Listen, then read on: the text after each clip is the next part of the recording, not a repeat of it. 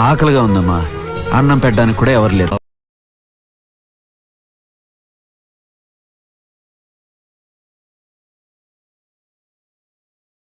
ఈరోజు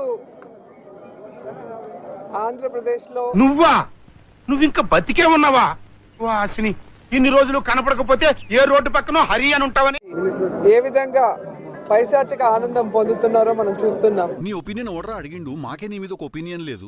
ఈరోజు నేరస్తులకి ఇంత ధైర్యం వచ్చింది అంటే దానికి ఈ ప్రభుత్వం సిగ్గుపడాలి.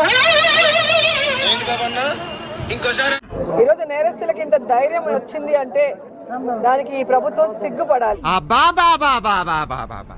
ఇలాంటి డ్రామాలు నెవర్ బిఫోర్. అడుగుతున్నా, నేను సిగ్గు లేకుండా అడుగుతున్నా, నేను దయచేసి సబ్స్క్రైబ్ చెయ్యండి చెయ్యండి చెయ్యండి. జగన్మోహన్ రెడ్డి గారి ప్రభుత్వంలో ఒక తప్పు జరగాలి అంటే ఎంత భయం ఉండేదో మీకు అందరికీ తెలుసు.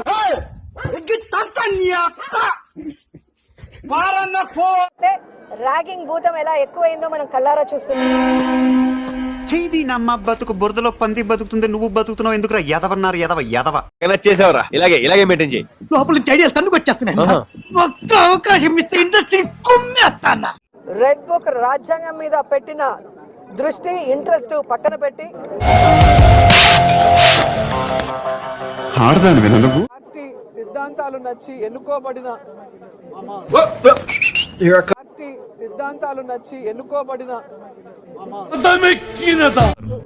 ఈ రోజు వెళ్ళిపోతుంటే వాళ్ళు ఆలోచించుకోవాలి, వాళ్ళు చేస్తుంది కరెక్టా తప్ప అనేది.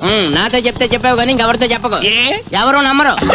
సో దీని వల్ల జగన్ అన్నకో వైఎస్ఆర్సీపీ పార్టీకో ఎటువంటి నష్టం ఉండదు.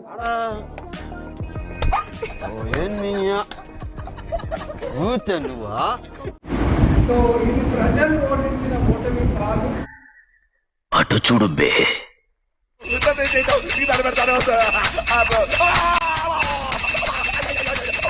చూద్దాంలే. చూడటం కాదండి, మీరు చెయ్యాలంతే. సరే మీరు ట్రై చేస్తారన్నారంటే అది ఓకే అయిపోయిన